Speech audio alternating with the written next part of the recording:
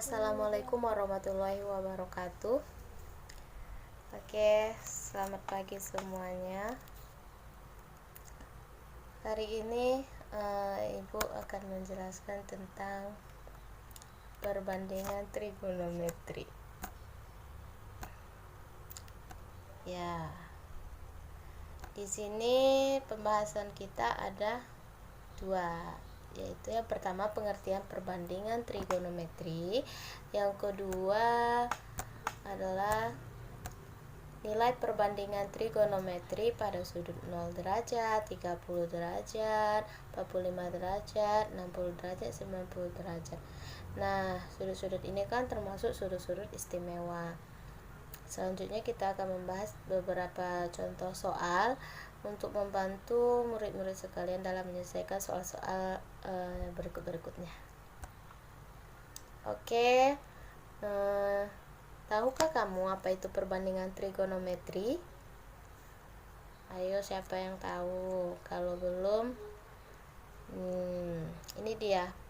Perbandingan trigonometri adalah perbandingan ukuran sisi-sisi suatu segitiga siku-siku apabila ditinjau dari salah satu sudut yang terdapat pada segitiga tersebut. Nah, untuk lebih jelasnya dapat kita lihat berdasarkan hubungannya sebagai berikut. Nah, ini dia hubungan perbandingan sudut lancip dan panjang sisi suatu segitiga siku-siku dapat dilihat melalui segitiga ABC yang terdapat pada slide. Di sini yang menjadi sudut yang kita cari adalah mencari sin, cos, tan, kosekan, sekan, dan kotangen.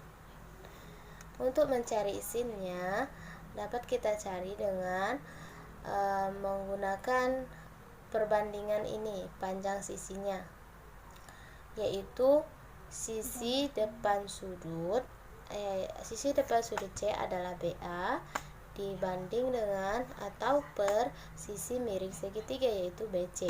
Sisi miring segitiga itu disebut juga dengan hipotenusa. Nah, untuk mencari cos C, yaitu sisi samping sudut per sisi miring segitiga. Ayo, sisi samping sudutnya yang mana? Ya, bagi yang tahu dan yang belum tahu, Ibu kasih tahu. Sisi samping sudutnya itu sisi AC dan sisi miring segitiganya itu sisi BC. Untuk tan C, yaitu sisi depan sudut, yang mana kita tahu sisi depan sudutnya adalah AB, dan per sisi samping sudut. Yang mana tadi samping sudutnya? Ya, betul sekali, samping sudutnya adalah panjang sisi AC. Selanjutnya itu adalah kosekan C. Kosekan C itu adalah sisi miring segitiga atau BC per sisi depan sudut atau BA. Nah, siapa yang tahu apa hubungan antara kosekan dengan sin?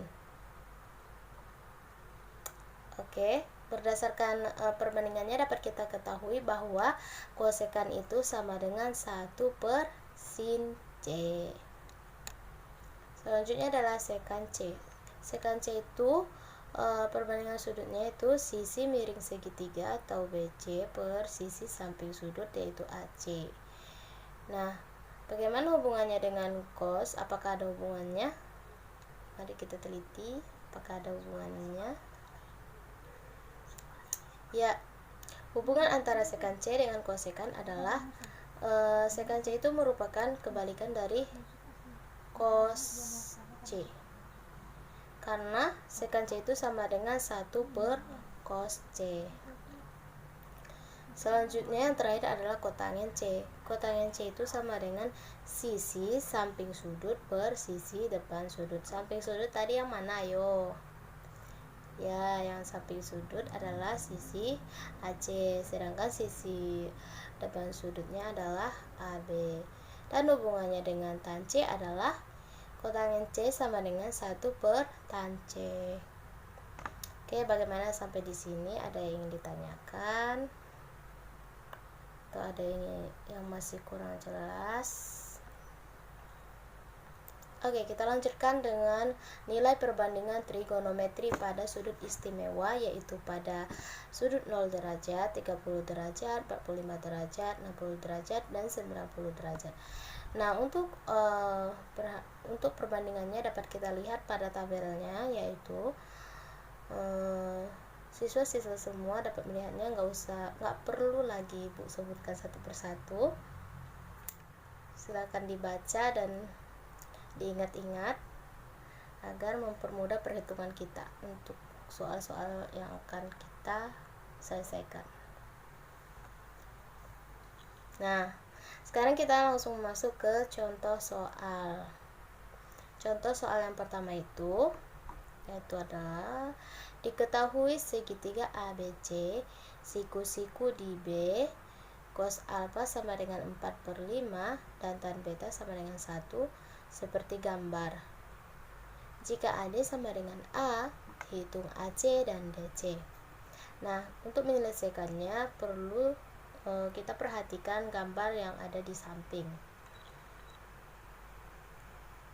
Langkah yang harus kita lakukan adalah mencari tahu apa yang diketahui dalam soal, apa yang ditanya, kita harus mengetahuinya. Yang diketahui dalam soal adalah cos alfa sama dengan 4/5, tan beta sama dengan 1, dan panjang AD sama dengan A. Sedangkan untuk yang ditanya adalah panjang AC dan DC. Oke, langkah yang pertama kita lakukan, kita dapat menggunakan cos alfa. Cos alfa itu sama dengan 4/5, sama dengan panjang AB per panjang AC. Kenapa AB per AC? Karena cos itu rumusnya adalah sisi samping sudut per sisi miring. Samping sudutnya kan AB, sedangkan miringnya AC. Setelah itu diperolehlah nilai AB sama dengan 4 dan AC sama dengan 5. Nah, dengan menggunakan rumus Pythagoras, kita dapat menentukan nilai si BC. BC sama dengan akar dari tadi kan sudah kita ketahui sudut segitiga miring, sisi miringnya itu 5, sedangkan sampingnya itu 4, berarti akar dari 5 kuadrat dikurang 4 kuadrat. Maka BC sama dengan akar dari 5 kuadrat berapa, ayo? Ya, 5 kuadrat itu sama dengan 25, dan 4 kuadrat sama dengan 16. Jadi kita kurangkan akar 25 dikurang 16. Diperolehlah BC sama dengan akar 9. Dan akar 9 itu berapa, ya? Ya, akar 9 itu adalah 3. Sehingga kita ketahui panjang sisi BC sama dengan 3. Tan beta tadi diketahui adalah 1. Dimana 1 tan beta itu sama dengan BC per BD. Ini dapat kita lihat melalui segitiga yang tadi juga dengan menggunakan perbandingan tangen, di mana sisi depan sudut per sisi samping sudut. Nah, dengan menggunakan tangen ini kita dapat memperoleh nilai BD. BD itu diperoleh dengan cara menggunakan perbandingan BC per BD sama dengan 1. BC-nya tadi udah kita peroleh sama dengan 3. Jadi kita masukkan, saya substitusikan saja ke perbandingannya. 3 per BD sama dengan 1. Maka diperolehlah nilai BD sama dengan 3. Nilai AD dapat diperoleh dengan AD sama dengan AB dikurang D. AD sama dengan AB diketahui tadi sama dengan 4, sedangkan ini adalah 4 dikurang 3, AD sama dengan 1. Sehingga dapat kita peroleh nilai dari DC. DC sama dengan menggunakan rumus Pythagoras juga, DC sama dengan akar dari BC ditambah BD. Sehingga kita peroleh DC sama dengan akar dari 3 kuadrat ditambah 3 kuadrat sama dengan 3 kuadrat itu sama dengan 9, berarti 9 ditambah 9, DC sama dengan akar 18. Sehingga dapat kita peroleh nilai dari AC sama dengan 5 dan nilai dari DC sama dengan akar 18. Oke, kita masuk ke contoh yang kedua. Contoh yang kedua yaitu seorang siswa dengan tinggi 1,7 meter berdiri dengan jarak 50 meter dari gedung. Berapakah tinggi gedung tersebut jika sudut pandang siswa terhadap puncak 60 derajat? Oke, untuk mempermudah perhitungan kita akan menggunakan segitiga siku-siku sebagai alat bantu untuk melakukan perhitungan. Diketahui bahwa tinggi siswa itu adalah 1,7 meter. Sudut pandangnya ini 60 derajat. Nah, sudut pandang ini dapat kita gunakan sebagai sudut elevasi. Dapat kita katakan sebagai sudut elevasinya. Sedangkan yang ditanya itu adalah tinggi gedungnya. Nah, kalau kita gambarkan dalam segitiga, tinggi gedung itu merupakan sisi depan dari sudut elevasinya. Dan sedangkan jarak yang ditanya itu adalah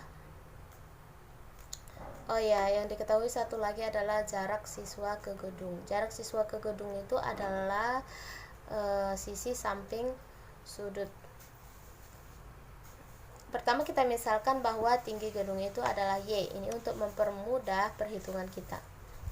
Dengan menggunakan perbandingan tangent, maka kita peroleh tan 60 derajat sama dengan Y per 50. Kenapa Y per 50? Karena tadi tangent itu rumusnya adalah depan per samping. Sedangkan depannya tadi adalah tinggi gedung dan sampingnya itu adalah jarak siswa ke gedung itu.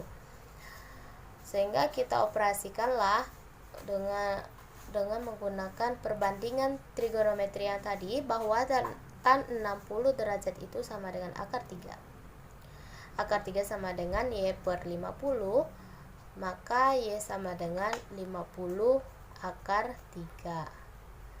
Nah, dengan begitu tinggi gedung dapat kita peroleh dengan menjumlahkan tinggi siswa ditambah Y.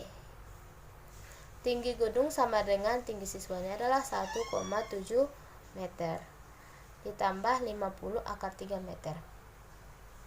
Tinggi gedung sama dengan 1,7 ditambah 86,5. Kenapa 86,5 meter? Karena kita akarkan dulu yang akar 3-nya.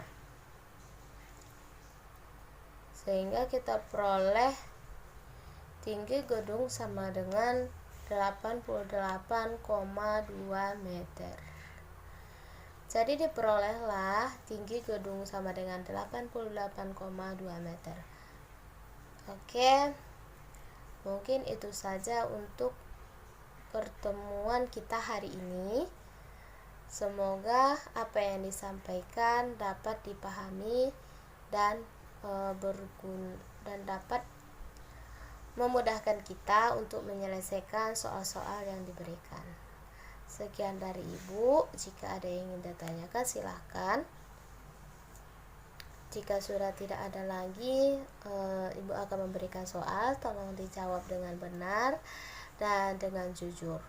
Ibu akhiri pertemuan ini dengan ucapan hamdalah. Alhamdulillahirabbil alamin. Wassalamualaikum warahmatullahi wabarakatuh.